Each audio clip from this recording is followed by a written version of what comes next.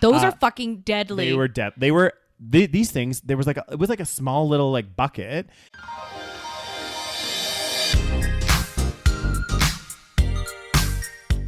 Hi, and welcome to the SaVeg podcast. I'm Rose, also known as Cheap Lazy Vegan on YouTube.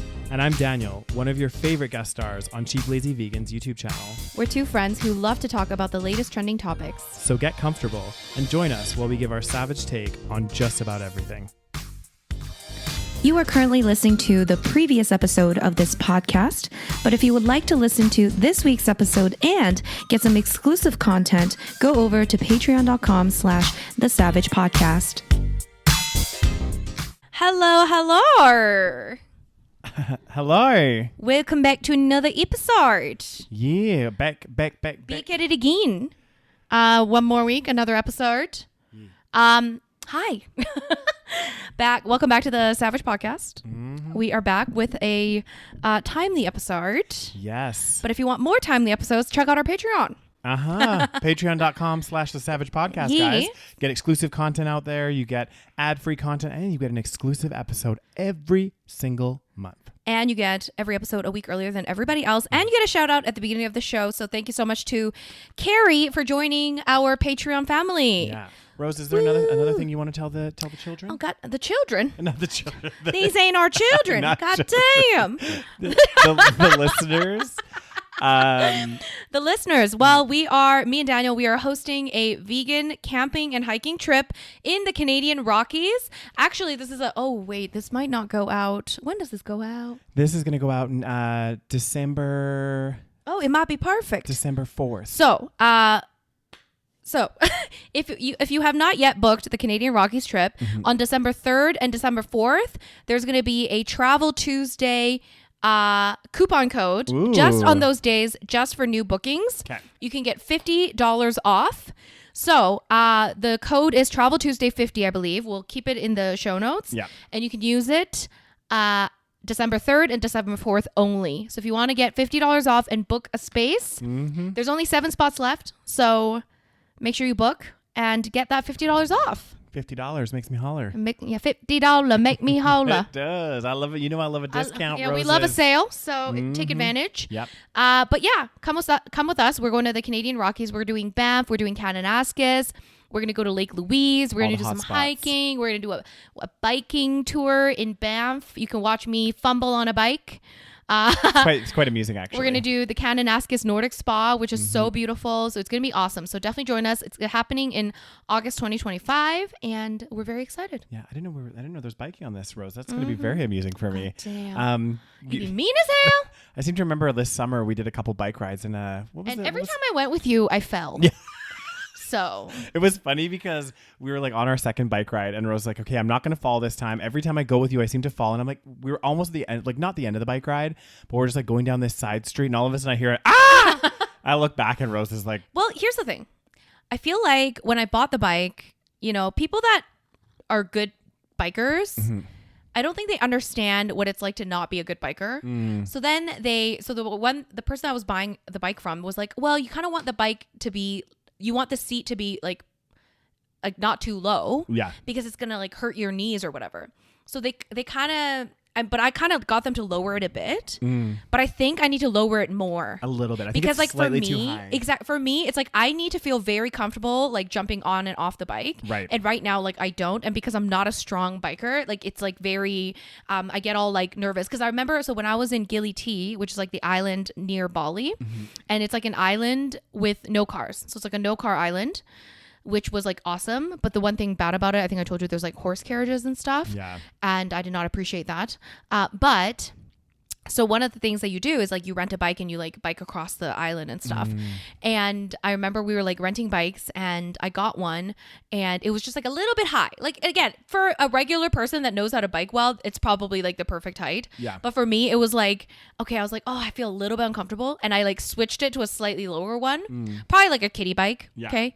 And it was like perfect. Yeah. Like I was very comfortable on it. You could like easily put your foot down to exactly. rest, right? So I think that's what I need to do is I need to just be like, you know what? I'm not like a strong biker. I'm not going to be fucking biking like, enough to make your knees hurt. Exactly. Yeah. So I just feel like I need to like just, do what I need to do. And I think the thing is too, if you do that, Rose, you're gonna get more comfortable with biking. This is what I mean. And then you'll be able to raise the seat later. Exactly. Right? So then you'll be eventually, like, if I need to, I can raise it. But like, so hopefully I can lower it more. because you'll get used to the balance. Because biking is all about kind of like balance, sort of, right? Like you have the thing, and it's like once you get used to that, then it will become exactly. really So, easy. anyways. Yeah.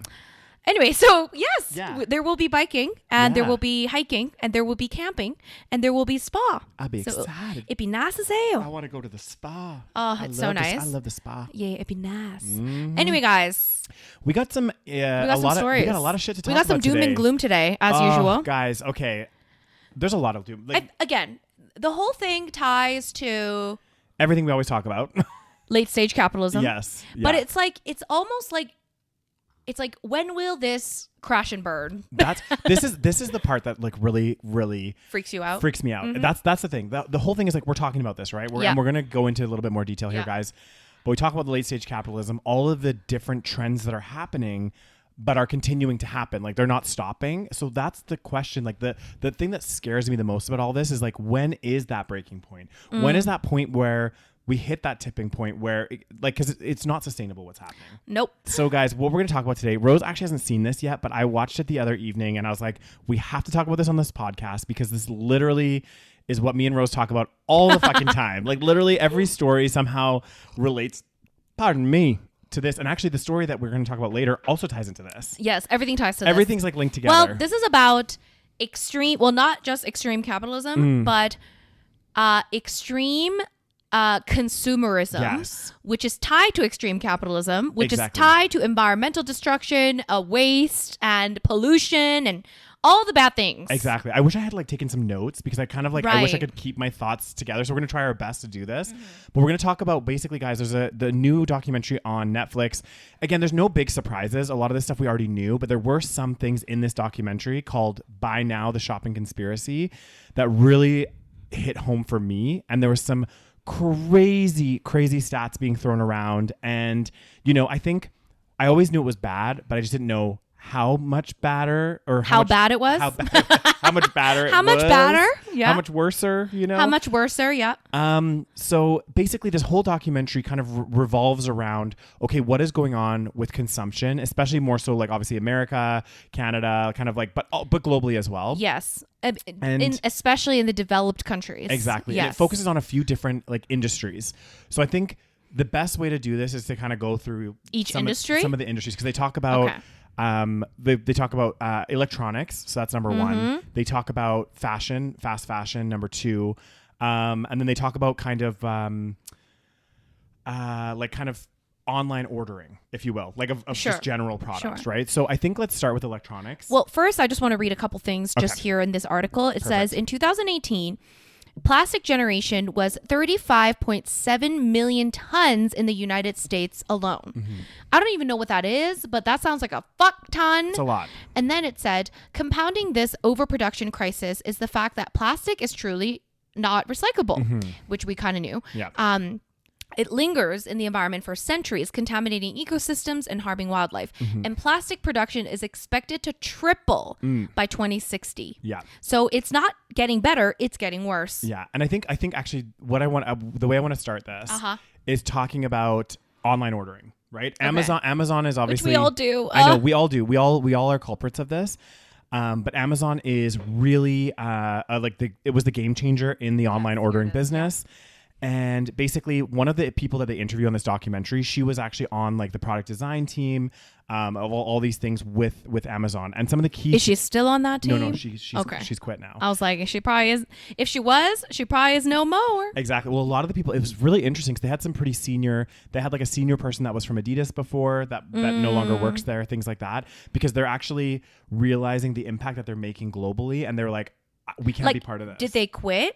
Or like, were they young or did they retire? No, they were older. No, they're not retired. They're like, one of them's running for like a senator. Like she wants to I see. make change. This other guy. So it's quite interesting. So with Amazon, like focusing on Amazon, so there's a couple of things that they brought up in the documentary, which I thought were interesting.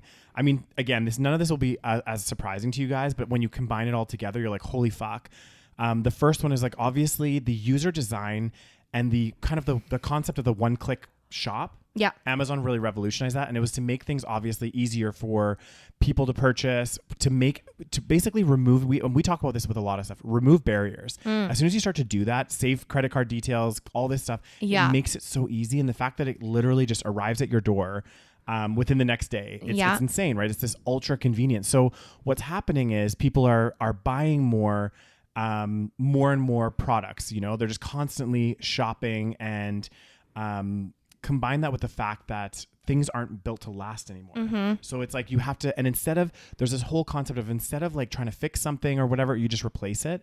And one of the items that they talked about Amazon is there was never any discussion, at least from the people that were interviewed on this documentary internally, about end of life of these products. And what I mean by that is Amazon just focuses on, okay, we need people to buy. They need to buy these products. What happens afterwards, like the recycling of it, when that product is done, its end of life, Amazon doesn't care. They're like, you know what? It's not our problem. Like we've sold it. We've sent it over to you. That's now the consumer's problem. We've made our profit. And the scary thing is companies like Amazon, their business model is built on people buying more and more and more. Like they're never going to keep hitting their profit targets unless people continually are shopping, right? Which causes this like crazy, insane amount of people just buying stuff. And then another huge problem with Amazon is around, I lost my train of thought. Returning items. So a lot of the time, Amazon just like when they get returned items, They just throw it away. they just throw it away. Yep. They're just like, meh, we don't need it anymore. Yeah. It's more expensive for us to like Deal with it. Exactly. To redistribute it. Which I know. Which again, this is the common trend of these corporations that, you know, just because something's more expensive for them, they're just not going to do it because they're like, you know what? There's no incentive. I'm not going to do this because it's going to eat into my bottom line, and I'm going to be a couple billion less profitable. You know, so we're just never gonna do that. You know what I mean? God damn. Be crazy as hell. I know. It's bad. Let's see here. Well, let's talk about the phone thing. Oh yes. So that was the next. Oh my God. So we have, and remember, this all is working together, right? So it's not exactly. We have Amazon that's pushing people to buy things. That's like, you know, making it really easy for us, super convenient. Also, there's the concept, and this was brought in about electronics, but I feel like it can be brought up across all industries. There's a couple things. The biggest one was planned obsolescence. Yes, So which means companies that are creating products and making sure that thing does not last over a certain period of time. Exactly. Because they've realized, or these corporations, obviously, they've realized, hey, if we want to keep driving profit and driving growth, we need to have repeat consumers. We need to have people constantly rebuying this product or whatever. So we need to make it last enough time that people don't get too pissed off. Yeah. But we want them to buy another product in the next couple of years. So there's this concept of planned obsolescence, which is huge. And it's Apple's actually got in trouble for this in the last little couple of years with like, you know, with a software update that made some phones unusable. So there has been some consumer things that have happened. But the biggest one for me, which I actually didn't realize this, and I never took a step back to think about this one. I knew about planned obsolescence. That I did know. This one hit home for me so hard. And it's funny. They basically said with these products, not only is there planned obsolescence, but the companies make it harder that if a part fails, like if something breaks in your MacBook, in your iPhone, in your headphones, the battery you need to get replaced. They make it impossible for you to be able to replace it. Like it's so hard. Like, and they showed some products where it's like, and I was like, is this, you know, I was like, holy fuck. So I looked at my own headphones, my Beats headphones that I have a little case for. There's no screws anywhere. There's no way for me to easily get that thing open if I need to replace a battery or replace a part. It's impossible. You have to break it basically, and then you have to buy a new one. So I was like, not only is there planned obsolescence, you're making it so that when those things fail, we can't fucking replace them. Yeah. It's wild. Yeah. So because the entire point, right? And it's, again, we can blame the companies, which I do blame, but also it's the entirety of the system that is solely focused on profit. And when you have a society that requires you to continuously purchase, like the system is designed so that people have to keep buying things, right? Yeah. It's like, oh, that's how our economy is driven. We're always like, oh, how much are people fucking spending, right? That's like how we base everything on, like GDP. How much money are we generating? How much money are we fucking making here? So when you have that, every company like the main focus in order to stay competitive and Yeah. alive is to make it so that people are constantly buying products. Exactly. Now, if it's a service, then it's less of a problem. Yeah. But if it's a product and these are goods that don't just fucking disintegrate, you know, these are all like plastics and materials that last forever. Yeah. This creates extreme amounts of waste, Yeah. which is why Apple, for example, like people are buying new fucking Apple iPhones every single 2 years when it doesn't really change that much. Exactly. But You it's don't like, need to do that. It's the keeping up with the Joneses. Oh my God, I have to try it. And now, and also not with just that, but also they make it difficult. If you have an older iPhone, you know, the battery doesn't last as long. The fucking, the software doesn't work as good. Yeah. Like it, and like we talk about it all the time, like the old phones, the old cameras, those things lasted longer. But now Yes. with added competition, they can't make it last long because then Exactly. no one's gonna buy a new one. Exactly. And this is what they said in this documentary as well, is this is exacerbating the problem. And in the last 5 to 10 years, this problem has exponentially grown. Yes. To the point that like now we're creating so much extra waste with this stuff. They were saying in the documentary, and I don't remember we were trying to find like a summary Yeah. page of stats, which for some reason was so fucking hard to Yeah, find. watch the documentary. Watch the documentary. I might be slightly off with the number here Yeah. though, but they were saying something like 13 million phones, not just iPhones, but just Yeah. smartphones in general. 13 million are thrown out every single day. Yeah. And like I was shocked. I was like, this is actual, and I'm like, how? But like, if you think about it, if they have a 2-year lifespan, right? People are getting rid of their old one, getting a new one every 2 years. They have that program where it's like a recycle program, but Yeah. like where does that go? Like how do we fucking know that that's actually being recycled or it's being used? And this is another thing too. A lot of these like recycling programs and stuff, like they're, again, a lot of it's getting shipped to like third world countries. Where we don't know what's happening with it. Exactly. Where they have less like necessarily like safety protocols, Sure. even for the people that have to do it. And like a cell phone, for example, they were saying actually a cell phone has to be disposed of in such a careful way because there's a lot of toxic waste with a cell Yeah. phone. It's like you have like a lithium battery, you have like all of this stuff, like you have very like kind of like toxic materials built into the cell phone that, you know, if you're sending these to get disposed of in countries that don't have the same regulations, Yeah. who know, first of all, it's dangerous for the workers that are doing it, but maybe they don't have options, whatever, but also it's creating environmental waste. And they're saying, again, So much waste. so much. And this is another thing too. Apple is pushing getting these new devices every couple of years, right? They have this huge like product launch and this, you know, razzle dazzle, like, ooh, Like we're already up to the iPhone fucking 17. I know. So you like, it's crazy. And the thing is, they're pushing it. But then again, on the flip side, similar to Amazon, they don't have any plans for end of life care, right? So they're like, we sold this phone. We'll do a quote unquote recycling program, which really, it's a little bit questionable what is actually happening there. And we don't care what happens to the phone. We just want, we need to constantly grow our profit every single fucking year. The only way to do that is for people to continue to buy.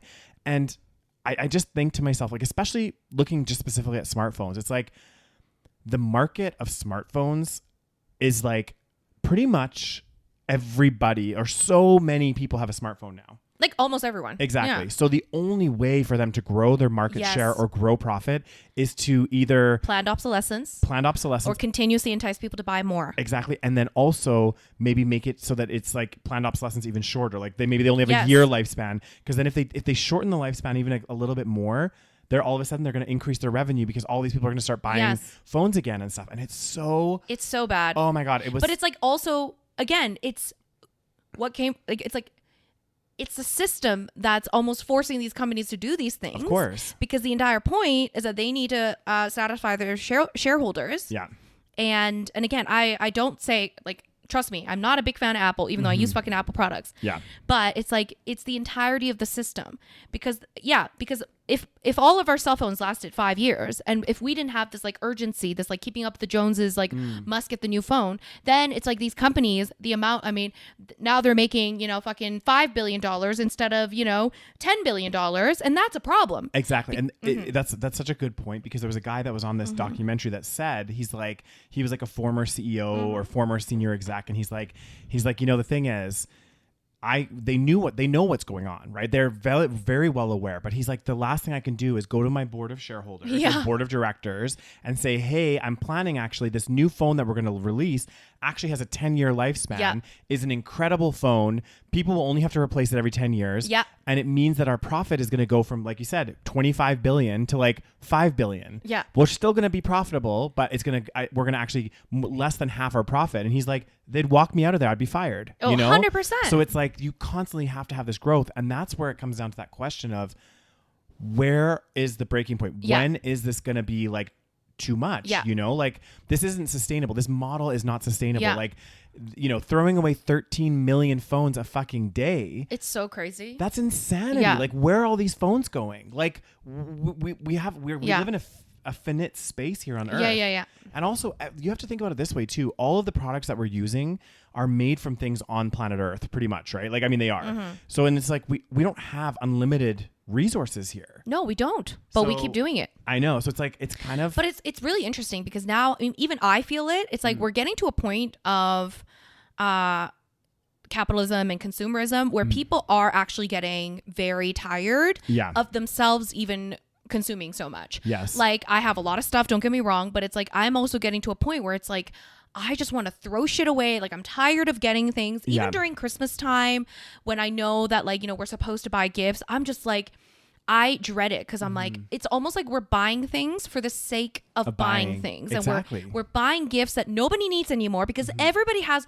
and again, we're obviously talking from a place of privilege, but like almost everybody I know have everything that they want and everything they need, but they, you know, us living in this, like, you know, in these privileged worlds, like we just keep buying more and more and more and more. Exactly. And then it's like, where is the line where I'm like, okay, I'm already getting to a point where I'm just like, fuck buying more. And there's actually trends on social media that's like, it's like I don't know if it's like, I guess it's similar to minimalism. It's just more like anti-consumerism. Right. It's very much where people are like, actually, this is not normal for us to have, you know, 50 Stanley cups. I have this one that I've been using for the last 5 years and it works fine. Exactly. You know, it's like we're kind of getting back to the kind of, people are realizing how insane this is. Yeah.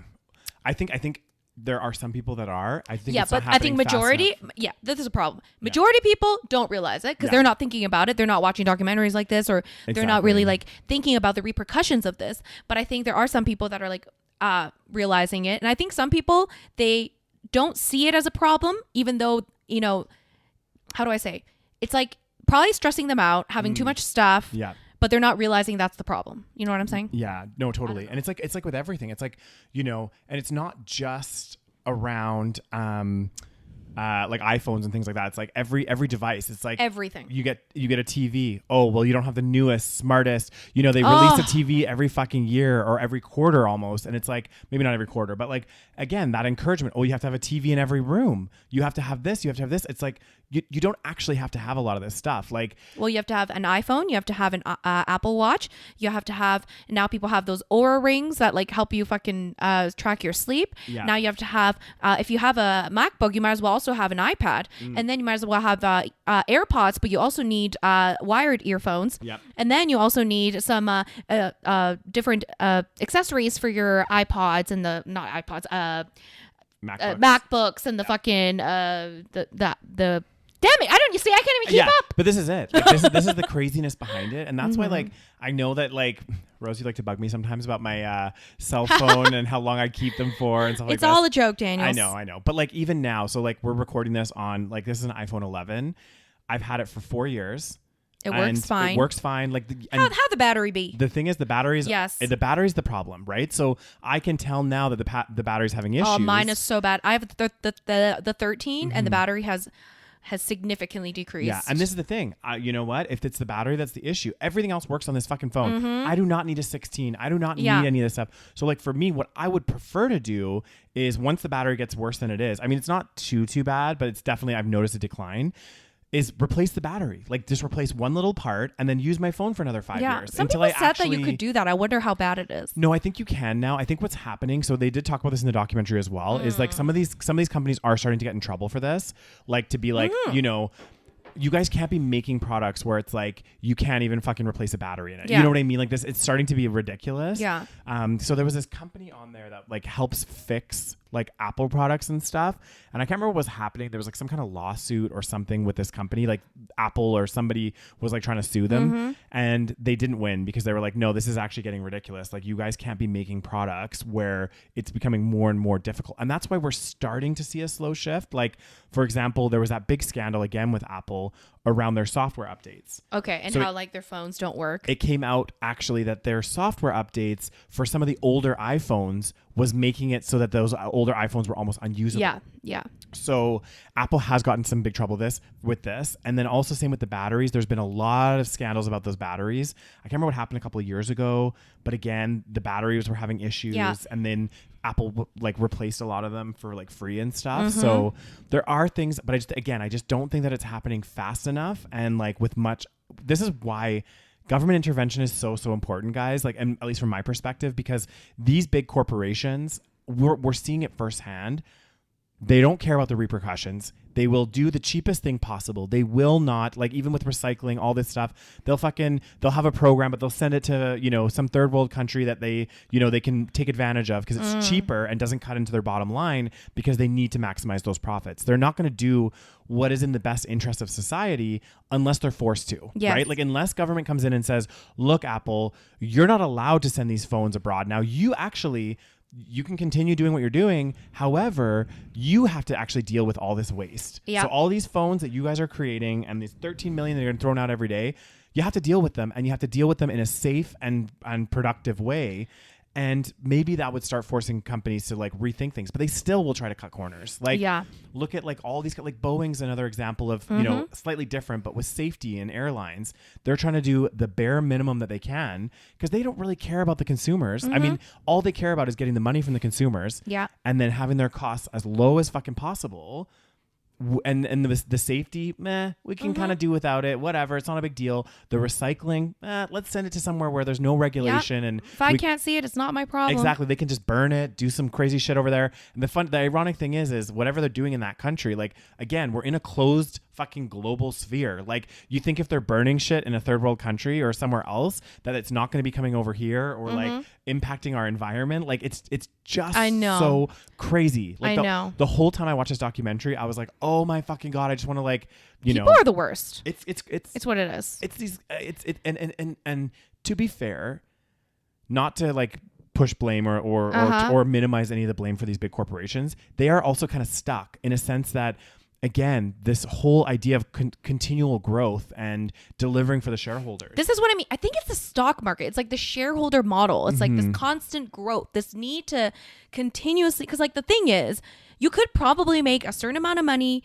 pay everybody fairly, still make a profit, everything will be fine. But because you're competing in the stock market, it's like you're constantly having to reinvent, grow, do the next thing, do the next thing, do the next thing. And at this point, we've done a lot of things. Yeah. We've invented a lot of things. There's very like I'm sure there is more to do, but like, for those of us living in developed countries, like we have everything we need and more. Yeah. Like way more. So it's like, at what point, like there is no end game. It's like a constant growth.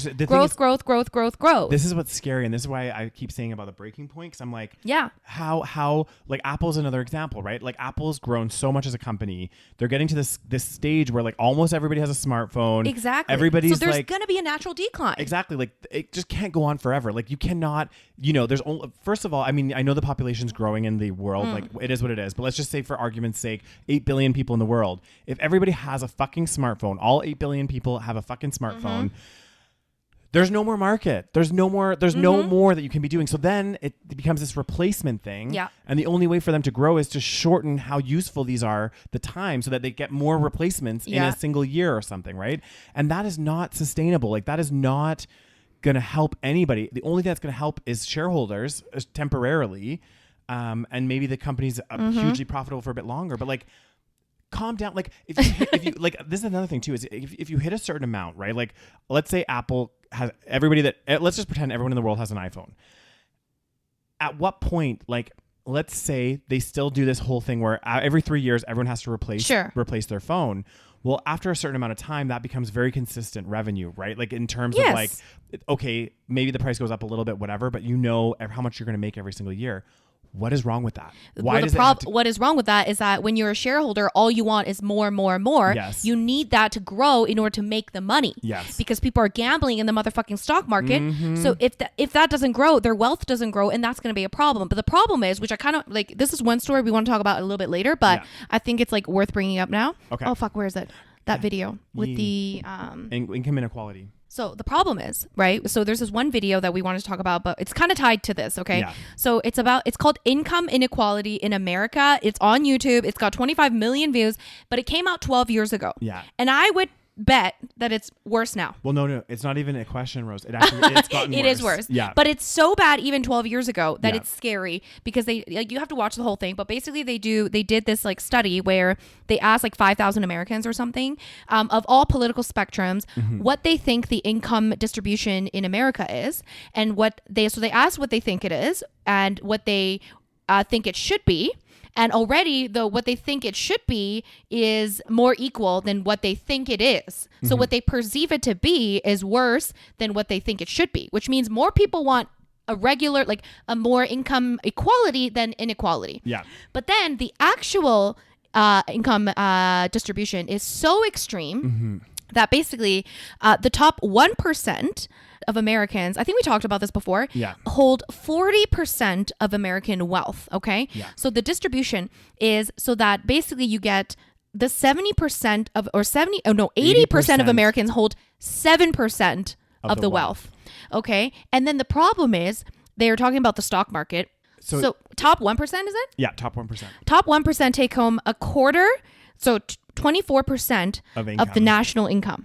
And then in 1976, it was 9%. Yeah, so it's gone extreme. Yeah.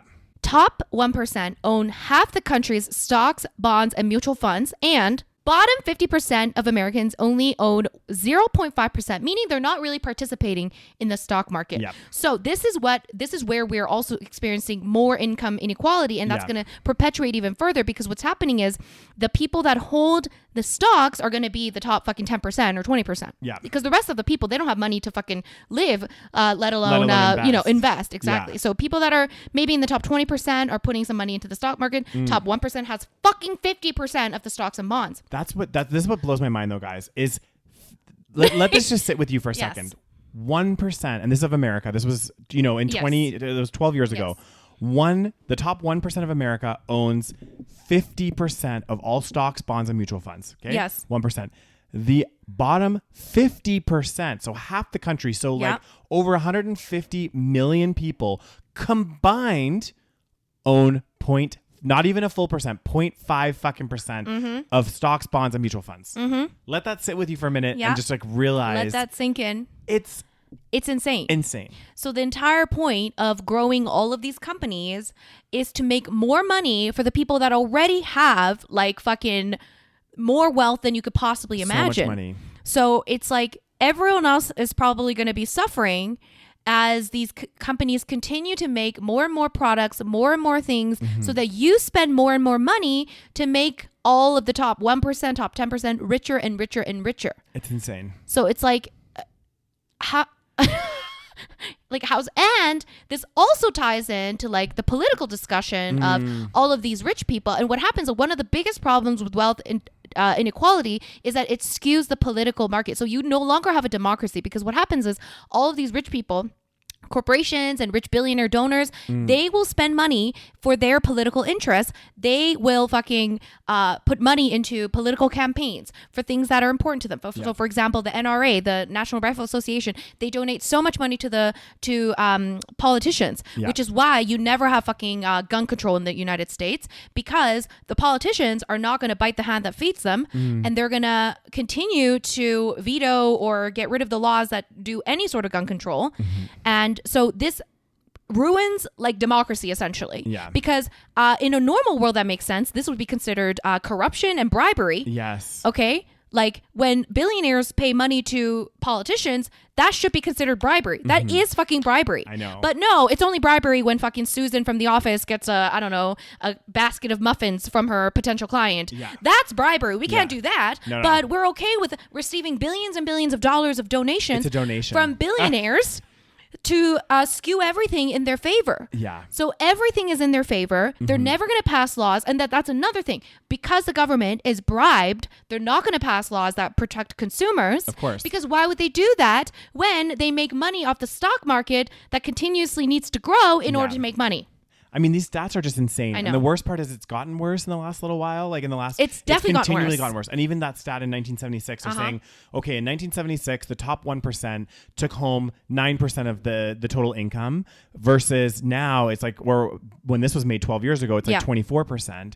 And this goes back to that whole concept. Like we kind of talked about this as well, is how this is kind of like accelerated over time. Yes. And you look back at like the 60s and the 70s, and even back then, when you look at income inequality and what was going on at that time, CEOs and executives still made more than the average person. Yeah. However, I don't have the stat with me right now, guys, It was more way less. equal. Yeah. It was like maybe the CEO or the senior exec team makes like 20 times more than the average employee at their company, or maybe it was like 30 times, something around this. Now the CEOs are making, and this is the average employee at a company, not the lowest paid person, the average employee at their company, they're making like 360 times more. They were saying a lot of people like having a regular job would have to work a full month to make what their CEO makes in an hour. 1 hour. So this is like insane. And Yes. I don't care who wants to tell me what. I understand. I work in corporate. Like obviously the senior exec team, you know, they got tough decisions to make, all this shit. But nobody can sit there and justify why those individuals at the company are earning 400 times more what everybody else is. There's no reason for it. Like there's no, like they can make more. There's no, I'm never saying that's not a problem. The problem is the amount that they're making more. And the crazy thing is a lot of it too, and it comes down to like what you were saying before, this top percent having a huge influence on government decisions, all that sort of thing, is a lot of these wealthy people, the reason that they hold so much wealth in stocks and bonds and mutual funds and all this other stuff is because they don't get taxed the same way. They get the benefit of the capital gains tax and all this sort of stuff. Whereas people, the regular, you know, the bottom 50%, most of them are only working their day job, which you get taxed 100% on your income. Yeah. So even with the tax system, like why the tax system isn't set up in a way that would tax everything properly, again, just shows you how skewed this is in terms of like how we can make it better. I'm not make it better. How we how it's skewed to the wealthy, you know, top to benefit the top. Exactly. And the thing, this is why it frustrates me when people like looking at things like this, and then people are like, "Oh, it's the immigrants." It's the immigrants. That's why we're having such a hard time in this country. That's what's causing inflation. Exactly. That's what's causing inflation. Problems. That's why we have property. We can't afford property. It's the income. And of course, Canada is not as extreme as the United States when it comes to income inequality, but we're starting to get there. It's not. I bet it's not as far off as you think. Yeah. we're starting to get there. We're not. We're definitely not at this extreme. Yeah. Because like, I mean, to be fair, not to be fair, but like a lot of the billionaires are like in America. Yeah. So like that is another reason why it's skewed as much as it is. Yeah. But like it's like the things that this is why Trump and people like that will focus on these issues, like trans issues. Like that's the fucking biggest problem in our fucking country. A trans person using a bathroom. Like, okay, like this is what we need to talk about. Fucking things like, like immigrants, illegal immigrants crossing the fucking border. Like they try to make it so that you start focusing on the wrong things. The red herring. Instead of actually addressing what's actually happening, which is extreme income inequality that skews everything and that basically corrupts the entire political system and then makes people top 1% making decisions for everybody that only benefit the top 1% and screws everybody else over. Exactly. And you know, the sad thing is about this is this problem, and we always joke about it, but like whenever we talk about issues that we're facing globally, like, you know, overconsumption, overproduction, global warming, toxic waste, all of this stuff fundamentally is derived from this capitalistic model. And I think if if the government started to actually tackle some of these issues, like income inequality, like these big corporations doing whatever the fuck they want, it would actually have knock-on effects to resolving a lot of the other issues that we're having in terms of like global warming and problems with like, you know, so much waste and all of this other stuff. If they started to like rein in some of these crazy things that are going on, we would actually be in a much better situation than we are. But because it just continued to allow, because these top 1% are the ones lobbying the government, donating, you know, being corrupt and basically fucking giving money, it's never going to happen, right? Yeah. So, and that's again, going back to like, where does this stop? Where is the breaking point where it's like, holy fuck, like when is this going to end? And we haven't even started talking about fast fashion. Yeah, so we haven't got to fast fashion. So my God. apparently, arguably one of the most harmful brands to the environment is Shein, fast fashion behemoth that has revolutionized the industry. So Shein, I'm sure most of you guys have heard of Shein. It's like known for extremely low prices. So not only is this very, very questionable when it comes to what sort of labor practices are they using, 100% they're using full on, what are they called? Like child labor? Child labor, but also like just very cheap labor. Yeah.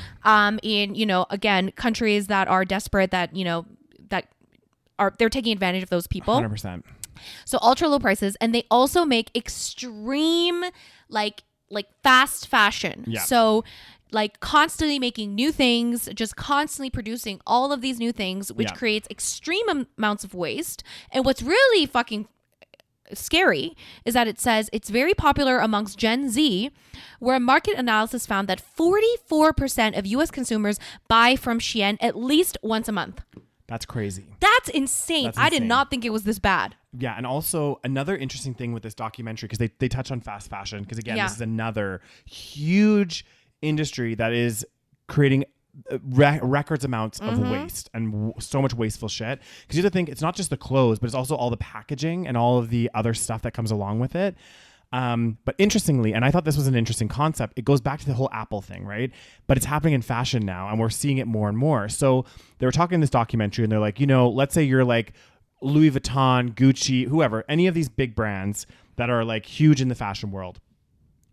You know, maybe 10, 15 years ago, it would have, you know, fashion typically had like maybe 1 or 2 seasons, or maybe it would have like maybe at max 4 seasons, you know, like the different seasons of the year. They would do like a whole runway, a whole fashion category. The issue with that is it means that somebody that's supporting your brand, for example, or somebody that's like into fashion or whatever, it only gives them 4 opportunities to buy in the year, technically, right? They're like, okay, well, you have the spring fashion, you have the summer, you have the fall, you have the winter. So you're only selling 4 quote unquote. Obviously, it's not exactly like this. I'm just simplifying it, but that's not enough, because we need to keep growing. We need to have more collections and more, you know, categories. So what they were saying is a lot of these designer companies and a lot of these things are now having like way more collections throughout the year, constant, like this constant revolving of these collections, because you need to constantly be having new stuff to have new stuff for people to buy, right? Because if they have everything from the first collection, well, they're not going to buy anything unless there's a new collection, right? Yeah. So, and they're saying that like, I can't remember the exact stat. Again, I wish I had the stats in front of me, guys, or I should have written it down. But it was saying, I think they said that in the fashion industry, there's like 100 billion items sold or like consumed every single year, which is insane. Yeah. Because there's 8 billion people on the planet. It's so crazy. So it's like, it's like just this volume that we just have never seen, and it's gotten worse, so much worse in the last kind of like 5 to 10 years. So much worse with social media and everything, and you know, just this constant need to buy more and more and more. And again, like we're all victims to this. Like I do the same. Like it's like, you know, it's just this. And it's so extreme. But now I'm at the point where, again, like I go to a mall and I'm just like, sometimes I'm just like, this is dystopian. Yeah. Because I'm like, how can we have this many stores which are filled with clothes, each one of them? Yeah. And how much of this is going to waste? But that was another good point that they're bringing up. So if you think about the... Daniel, talk when the mic is in front of you. Thank you. Rose, this is a bit of a difficult situation. I know, but when you're moving, try to talk when the mic is actually in front of you, Daniel. Thank you very much. I don't want to pull this too tight. I want to move it closer, but this cord is very tight. Okay. There you go. Okay, that works. Ish. Still got the tight. I just don't want to. I'm just saying, before you talk, just get in front of the mic first instead of me. So I just want to talk about this, and I'm going to talk about this movie, and I'm going to talk. This mic is very like you have to talk in front of it. Okay. Anyways, There you go. so I lost my train of thought now. We're talking about waste. Clothes being wasted, things being thrown out. Right. Okay. So what I was going to talk about as well, which was brought up in the documentary, and think about it, not just necessarily clothes, but like everything. And think about how we have the different holiday seasons, right? So they have all this stuff that comes out during Halloween. Well, you know what happens with a lot of it after the season is over? If those costumes aren't sold, they're fucking thrown out. And the worst part is, this was another thing that I told Rose in this documentary. Oh, this I didn't know.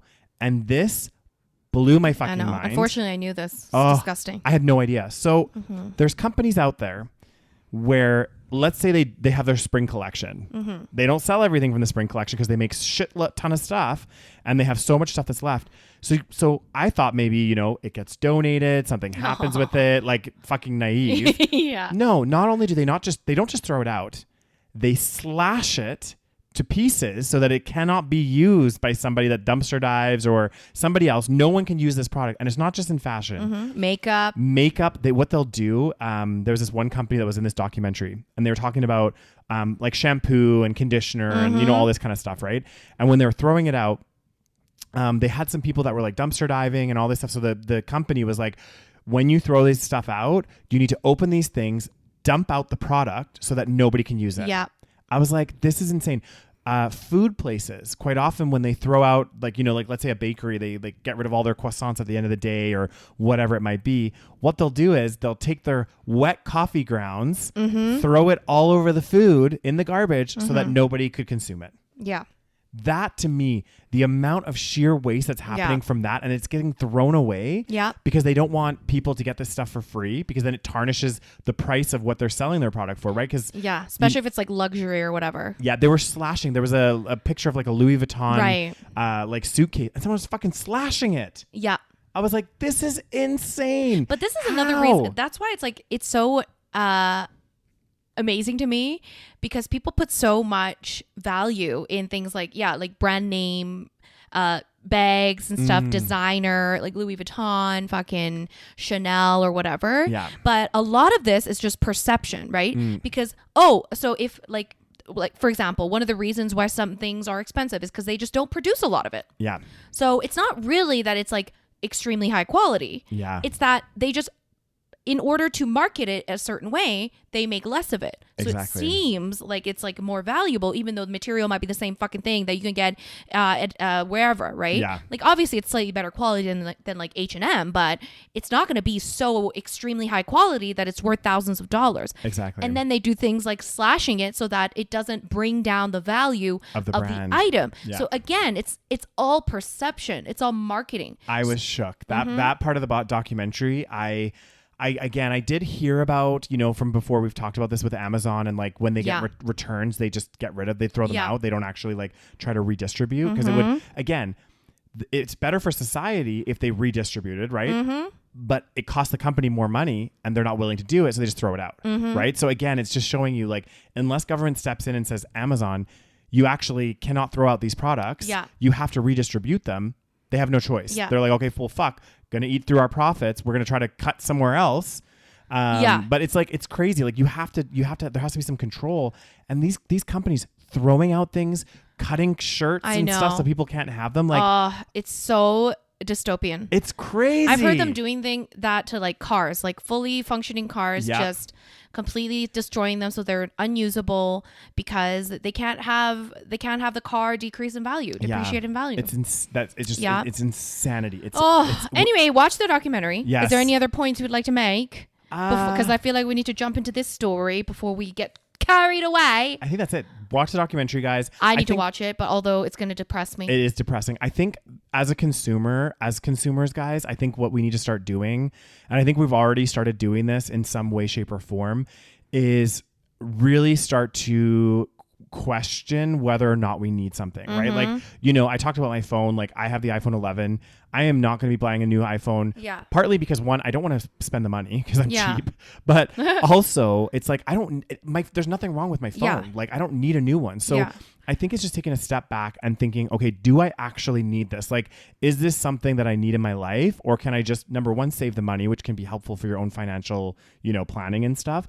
But also two, it helps contribute to less of this waste in terms of like, we don't need 100 of TVs. We don't need any of this stuff. Like really think about and be more, what's it called? Like a conscious consumer, I guess. But what's also frustrating is like, yes, I completely agree with that. Mm-hmm. But at the same time, we always talk about, okay, we need a lot of people to be spending more money for the economy to be good. Yeah. So then it's like, okay, so all of a sudden, now that all of these things we're overconsumed already, where they don't have much money, people aren't going to spend money, then it tanks the economy and fucks us over in that way. Yeah.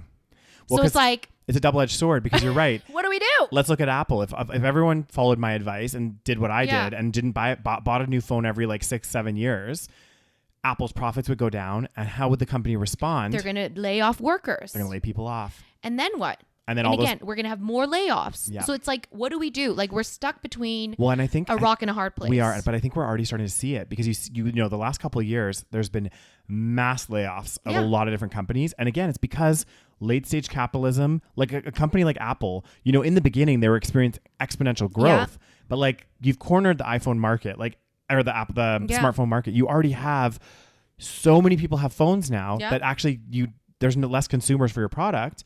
It's naturally you're gonna see decline. Like it's not sustainable, right? So it's gonna be interesting to see what happens. And you're right, we're gonna pay for it, right? Like what's gonna happen is they're gonna do layoffs, less people are gonna have jobs, more strain on government, support and all sorts of things. So I know. And do you think the corporations are gonna do anything? No. Nope, they don't have to. No. Crazy. All right, so finish off the doom and gloom portion of the podcast, which is this entire episode. There is a huge story that's going around right now where 6 people have died in the country of Laos. Is it Laos or Laos? I think it's Laos. Yeah, I think it's Laos as well. Laos, from drinking tainted alcohol. So I'm sure many of you guys may have heard of this story, but basically young tourists, because Laos is like one of those places that people go for backpacking, and that were staying in youth hostels and things like that, things that we've done before. 6 of them have died from methanol poisoning. Mm-hmm. So apparently methanol was believed to be in contaminated drinks. It's a colorless, tasteless liquid. It's extremely toxic, and as little as 60 milliliter can be deadly. Mm-hmm. That's less than a triple UK shot of alcohol. Yeah. So I guess it's processed in our bodies to first form formaldehyde, then formic acid. The body is unable to quickly clear large doses of formate. So why do they contaminate it? Is it to get them drunk faster? I think maybe, does it say here in the article? Because I think, let's see. I think what happens is because this particular area too. So it was in Laos, but in Vang, can you scroll back up? Vang Vieng. Yeah. So this area, if I recall, Yeah. is really, really famous for backpackers. And Sure. I went here. I Right. You've done this whole thing. Exactly. I've done this whole thing. And there's a famous thing, and I'm pretty sure it's in Vang Vieng, where there's this tubing. So did you do it? Wait, did you go to Laos? I've never been to Laos. Okay. So you can Clearly, I'm not going anytime soon. Goddamn, they'd be scared as hell. So basically, there's a really famous thing. Everybody that goes to Laos pretty much does this. Yes, I've heard of the tubing. Yeah, there's this river that's in there that is really famous. You go on tubes, and it used to be that there was like tons of bars all along. So you kind of float down, and it's basically like a floating drinking party. Of course, young 20-year-olds love it. You get fucking wasted. Yeah. But I heard a lot of people die from that as well. So people started dying, right? Because obviously you're getting too fucked up. You're on a fucking river. The river's like slow moving and stuff. There's lots of rocks. So but people were alcohol and being on a river. Exactly. And 20-year-olds, not a good mix. Exactly. They say like, honestly, when it comes to drowning, you just need enough water to cover your mouth and nose and you can die, right? Damn. Yeah. So people were like dying. So then they started like... Did you do the tubing? I did, yeah. Of course you did. So they started scaling back. So when I did it, so I was 25 when I went there. And when I did the tubing, they'd already scaled back so that there was only now 3 bars that you could go to, right? So as you went down, there used to be like 20 or 15, and they kind of scaled back.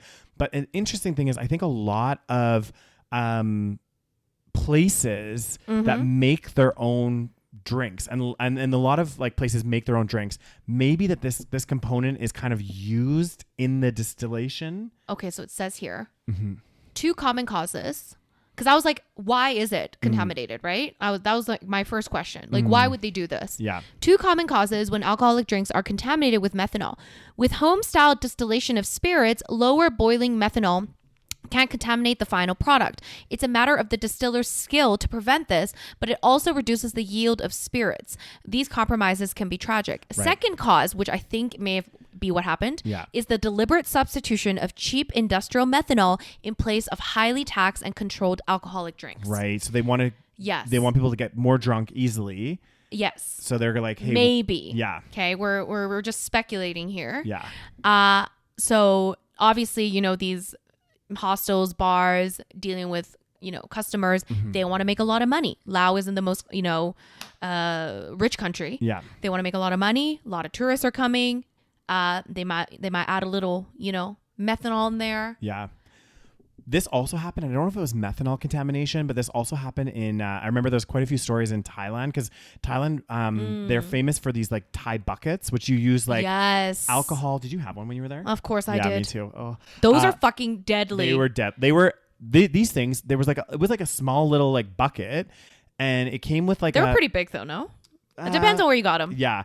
It's probably like 2 drinks in one. It felt like 2, like maybe 2.5 drinks, but you got so fucked. Yes. And it's because you use like Thai Red Bull. Thai Red Bull is like a different Red Bull. It's different. It's on a different level, guys. It had some kind of like Thai liquor as well, like a bottle. And you just basically like throw all these ingredients into this bucket, and you get some straws, and you just fucking go around drinking. Everywhere sells them.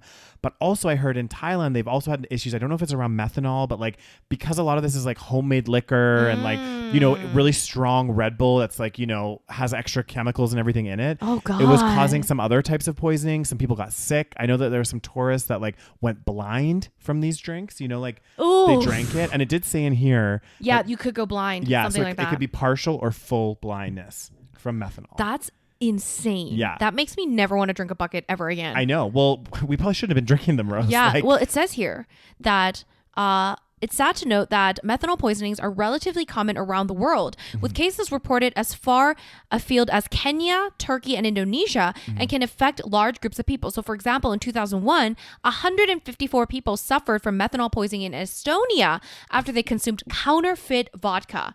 Holy fuck. It actually kind of scares me, because I remember also when I was going through Central America, I was in Nicaragua, and me and my friends, obviously we're backpackers, because also backpackers are on more of a tight budget. Yeah. So we're like, we found this place that was literally selling huge bottles of rum out of like the side of someone's house. Right. Through a window. And of course you got some. Of course. And it was like, I think the rum was like $2. Oh God. Like it was See, this is what I mean. bad. It was like so bad. And I remember getting really sick when we had it. Like it was just it was not a good experience. So anyway, it's really sad. Like a bunch of young, like I remember seeing, like, I think they were from Australia, some of them. Yeah. These young girls, like they were at this hostel. They went out, and then both of them got really fucking sick. And then they were like, we need to go to the fucking hospital. Yeah. And then I don't know. And they had to get they went to the hospital and they were like, we can't treat this. And then they got flown to Thailand hospitals, and then they both died. And it's just so sad. Yeah. Anyways, be very careful. Yeah. Okay. If you are. I almost think like you're almost better off, like if you're going to have like a lot of drinks and stuff, like to stick with like local beer or something. Maybe. Because beer is like, you know, typically it's like, it's still pretty affordable. I think with like hard liquor, like vodka and all this stuff, I feel like it's, you know, you have a lot of this homemade shit. Yeah, going it's around. easy to contaminate because like a beer is like, you know, single serve. Like you open the bottle and then you drink it like that. Exactly. Whereas a hard liquor, it's a big bottle and they serve it to a lot of people. They can do a lot of things with hard liquor. Yeah, I feel like it's like a little bit more sketchy. It can be easily contaminated. Yeah. Oh God, like it's so sad. They were just having a little fun. They just wanted to enjoy. Like think of all the times we went out when we were younger, you know? God, like seriously, we had a death wish. I know. Imagine we had fucking died. Seriously. Like it's just crazy. It's so sad. Anyway, so be careful if you are traveling and wherever, but That'd be sad as hell, Roses. And on that positive note, God damn, we'd be ending the doom and gloom podcast. God damn. So key things to take away from this, guys. Number one, if you are going traveling, backpacking, doing whatever, just be really careful with what you're drinking. Again, you can never fully prevent this stuff, but you can try to be a bit more cautious. Easier said than done sometimes. And then number 2, overall, when you're buying stuff, you have things in your Amazon cart. What they recommend in the documentary is like, go a couple weeks, add it to your cart, go a couple weeks, see if you actually need this product. If it is something you're like, oh, I actually fucking need this, order it. But if it's something that you're just kind of like, oh, it would have been nice to have, or I don't really need it, then just don't get it. Yeah. It's overconsumption is a big problem. It is. Anyway, yeah, go watch the documentary. It's called Buy Now. It's on conspiracy. Netflix. So go watch it. Yee. Go be depressed. Yee. And hopefully we'll talk to you guys next week. Make sure you subscribe to our YouTube channel. Make sure you thumbs up this video if you're watching on YouTube. Leave us a little comment.